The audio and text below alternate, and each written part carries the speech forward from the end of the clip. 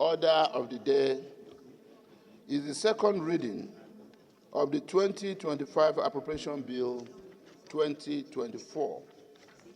Distinguished senators will recall that Mr. President and Commander-in-Chief of the Armed Forces presented the 2025 budget to a joint session of the National Assembly on Wednesday, 18th day of December 2024, and in accordance with our Standing Order 91-1B, the 2025 Appropriation Bill is deemed to have been read the first time by virtue of the presentation of the bill to a joint session of the National Assembly.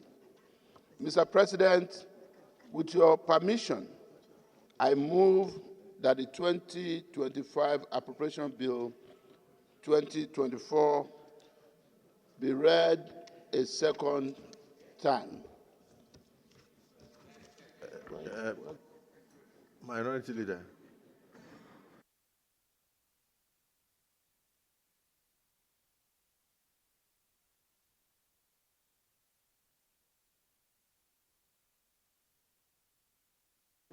At this stage,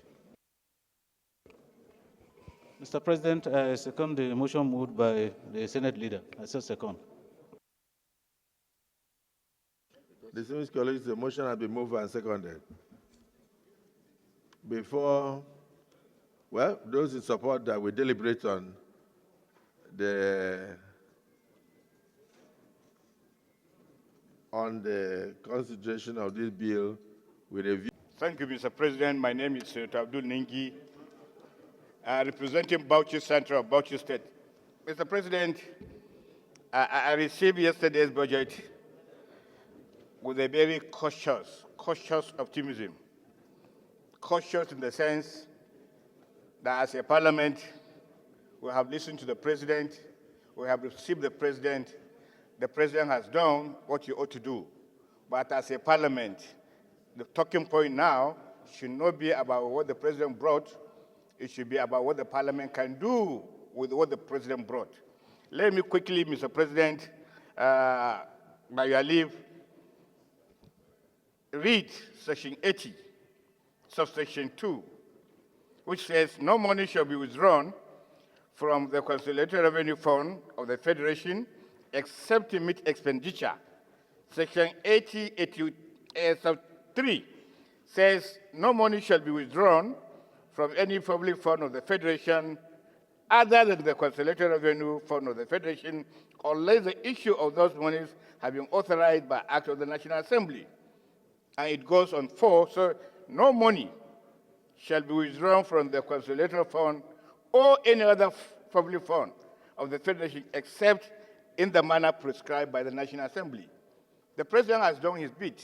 The ball now, Mr. President, is on our court.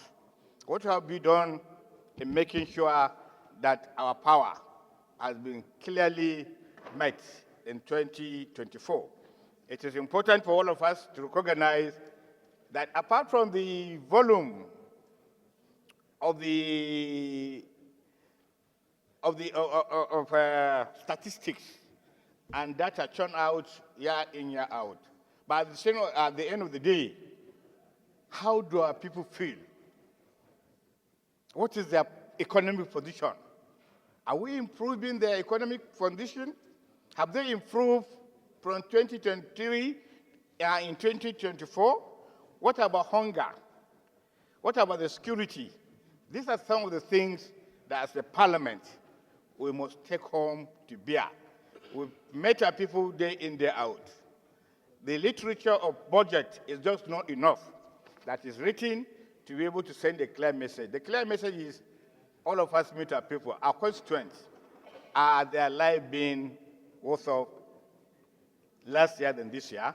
It is important that the president pays a lot of attention to security. One of the cardinal things that he has mentioned that endeared my mind to the budget is the issue of security. I think without security, we can no longer do anything feasible. We can no longer make progress. This budget has come with a lot of hopes, and I hope the National Assembly, as it is, should be able to make sure that the performance of the budget of 2025 performs much, much, much better than what you have obtained. Right now, the budget, the capital budget, it has not performed up to 30%, and that is something that the National Assembly must create a way out, so that by next year, 25 this time, we're not going to be complaining to anybody, because if we complain, we're complaining to nobody. It is our job in making sure that this budget is implemented. It is our job in making sure that our people have been given a sense of life. Your time is off, Senator Ningi. So, 30 seconds, Mr. President. 30 seconds. Let's have a better 2025 than 2024. That's just my testimony. Thank you very much. Appreciate Mr. President for his budget presentation yesterday and the style in which it was delivered, smoothly, effortlessly, and very eloquently, confirming that he knew exactly what he was presenting to us. And I think that is worth commendation in itself. Mr. President, like others have said, when I was in the trade unions, we used to question why government should devote so much resources to defense at the expense of education, healthcare, infrastructure. But over the past couple of years, given all that we have faced as a nation with regards to insecurity, I am now convinced, more than ever before, that none of those other important sectors can be safe unless we have security. And therefore, like all those who have spoken before me have said, I can't question why defense should have a lion's share of the budget. But the lessons we have learned since we assumed duties here is that budgetary provisions alone will not translate to the kind of outcome Mr. President spoke to, namely that our defense policies or management of our defense procurement should be guided in a way as to lay more emphasis on technology and have a much more smart, robust, and effective defense system. This will require that our defense committee, which happily is chaired by the immediate past Senate President, that our defense people need to be refocused. Even the issue of the defense, because I live in Kaduna, we find at Daikon, at a point, Daikon was producing furnitures. And in Kaduna, it was a joke of the town that people who, an institution set up to manufacture arms, at the same time, a similar institution was set up in Brazil. Why Brazil are now manufacturing evil jets? Defense industries, Kaduna was producing furnitures. I'm not sure exactly what they are doing now. But just to say that my experience has taught me that throwing money at people without ensuring that they use the money strictly for the purpose for which it was appropriated can always lead to what I call goal displacement, replacing popular goal with what is convenient to those who are charged with the responsibility of managing resources that are appropriated for them. I also believe that the right emphasis was placed on health, on education, etc. I don't think any of us here will question those, because over the past 1 year, I can't count how many universities and how many colleges of education or how many technical skill acquisition we have set up. All of those will require resources to fund if they are signed into law. The key issue, Mr. President, that I think our Senate, particularly with reference to our Finance Committee, are chaired by Sani and Abiru and others, I want your attention. This time around, the Senate, through your committees, must ensure that the budget is based on 500 naira to the dollar. Everything must be done to ensure that the naira is protected. The purchasing power parity of the naira today, in my view, is grossly undervalued. The naira can buy in Nigeria much more than a dollar can buy in US. And to remove speculation from our economy, leading to hyperinflation, Nigeria needs to be certain that nothing will make the naira depreciate any further. That will require that the Senate committees, as appropriate, working with CBN, monetary authorities, and the fiscal authorities, must guard jealously this figure. We should take them as a decree, just to emphasize my concern about it, that nothing should make the dollar fluctuate further so that there will be price stability. The target of Mr. President, which he read to us and many of us clamped, was that from current level of inflation that is averaging around 30%, that the target is to cut it down to 15%. What that means is to protect and even enhance our real living standard. Now, to achieve 15% inflation, we require that the exchange rate remains stable as a precondition for general price stability in the economy. The inflation we have faced is not a result of more money chasing few goods, or what the economists call demand pull. The inflation we have faced is the result of cost push. Central to that cost push is exchange rate.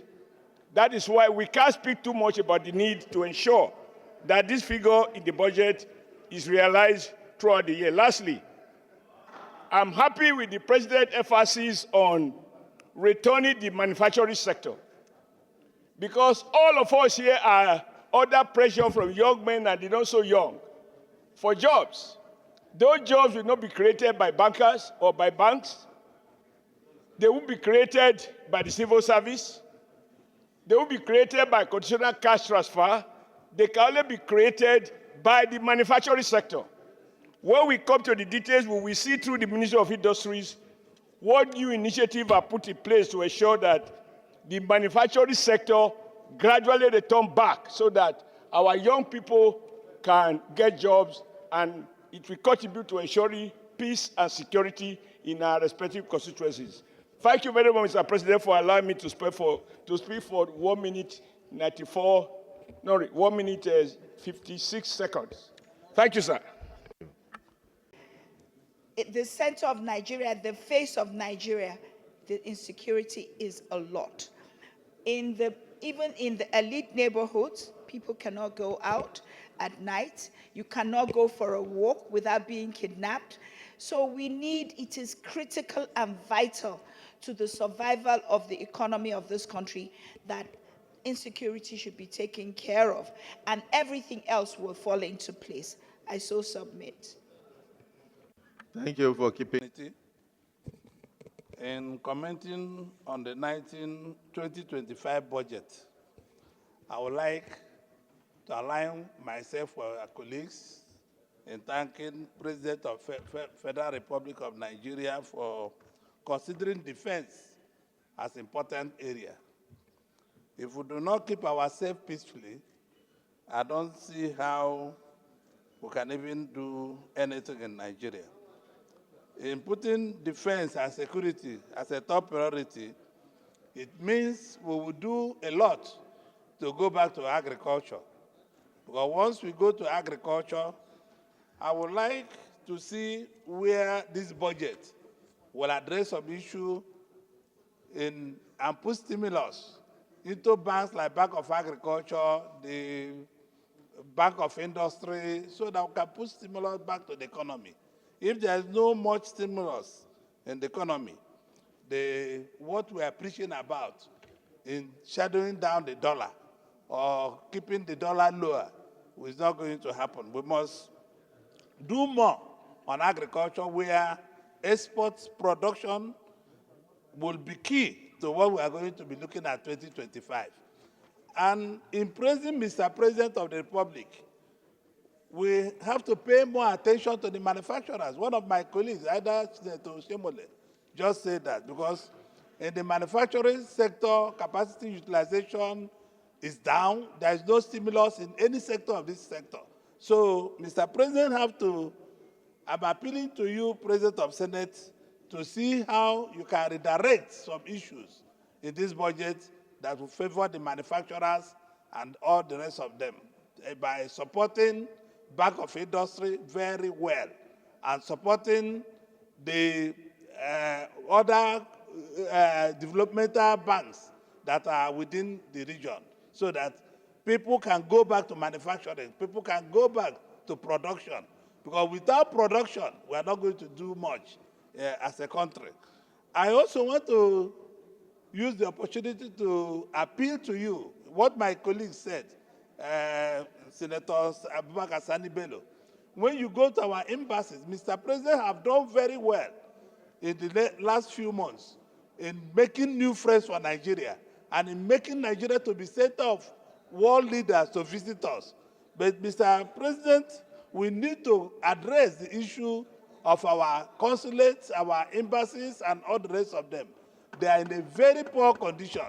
These embassies need rehabilitation, and Mr. President needs to, as a matter of fact, put his representative, like he just went to Brazil. Your time is up, Senator Ighodalo. He just went to Brazil. He has nobody to continue what he has done. We need to put the ambassadors and way finance and all the rest of them for them. So, Mr. President. Time is up, Senator Abbas, you have the floor. Thank you very much. I have to back to what you said. Thank you, Mr. President. Distinguished colleagues, I'm Senator Aminu Abbas. So very much, Mr. President, distinguished colleagues. I remain Senator Ahmed Wadada Aliyu, Sarkin Yakin Kefi, the famous horse rider. I represent Nasarawa West Senatorial District. Mr. President, distinguished colleagues, this is a very, very ambitious budget, unprecedented, Christian restoration, which of course should be commended. For anybody to be successful, the risk bearing of that person must be high. I salute the courage and the risk bearing of Mr. President to have come up with such a budget, which Nigerians had never seen before in numbers like this. Beyond commending the President,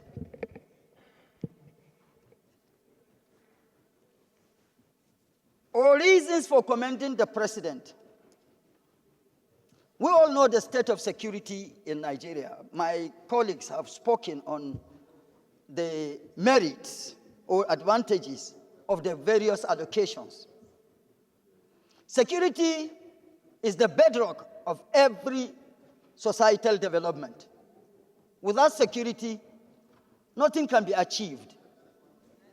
So for security to have this high figure of 5 billion naira, which does not mean that that is good enough for security, but at least there is a paradigm shift from where we are coming from, or where we were. Permit me to say that in the aspect of infrastructure has gotten over 4 billion. Without infrastructure, particularly to be specific, electricity.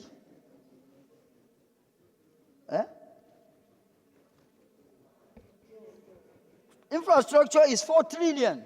Sorry. Security, okay, about 5 trillion. Particularly to be specific, electricity. In this day and age, 21st century, without electricity, there is virtually nothing that can be achieved. One of the objectives of President Bola Ahmed Tinubu's administration is to make life worth living for the downtrodden. And if we are to go by that,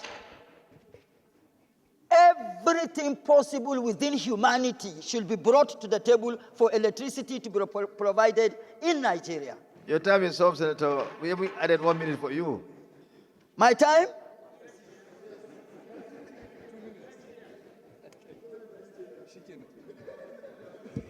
Mr. President, distinguished colleagues, my utmost concern or worries is the implementation of the budget. The president must put his foot down.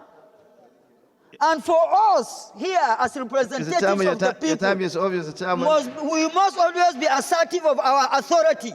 For any chief executive of MDA that refuses Senator, to respond to calls of the National Assembly should, Senator Asue Ighodalo Martin Amaewhule.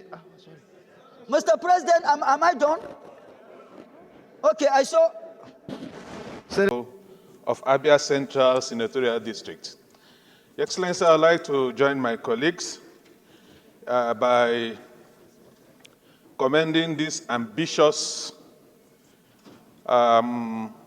budget, especially in the area of allocation to defense, because virtually every segment of development requires security cover for progress to be made.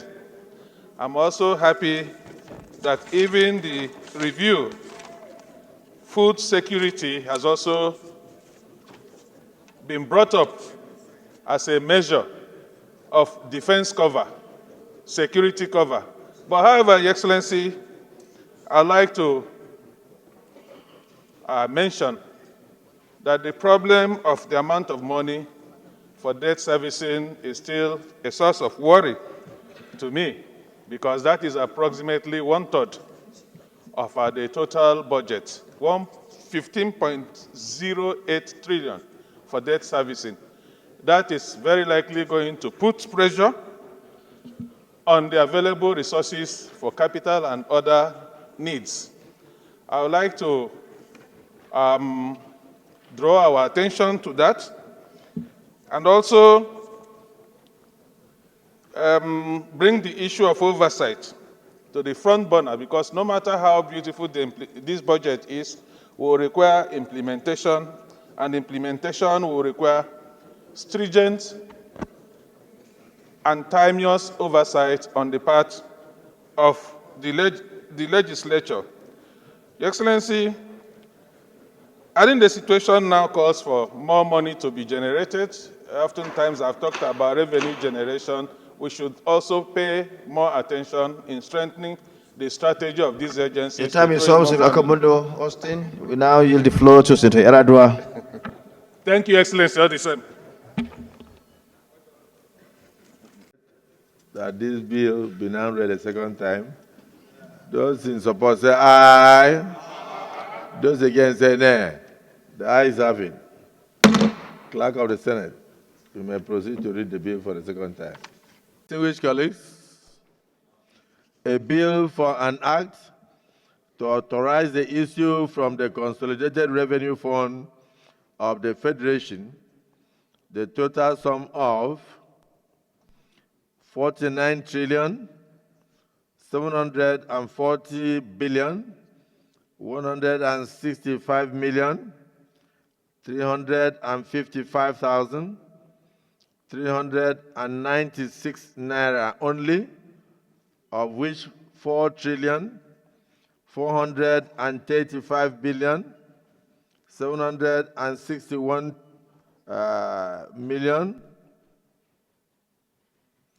358,925 naira only is for statutory transfers. 16 trillion 327 billion 142 million 689,549 naira only is for debt service.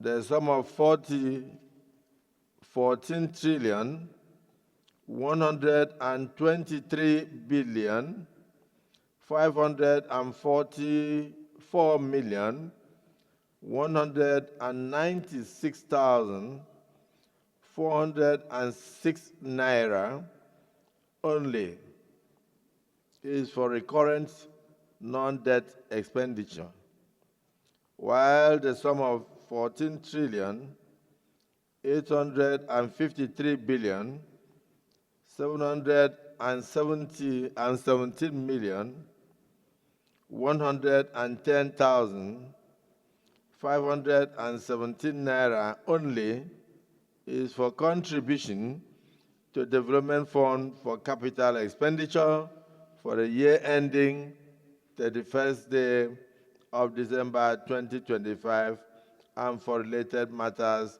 2024. Second reading taken. The bill is now referred to the Committee on Appropriation to report back to the Senate in 4 weeks.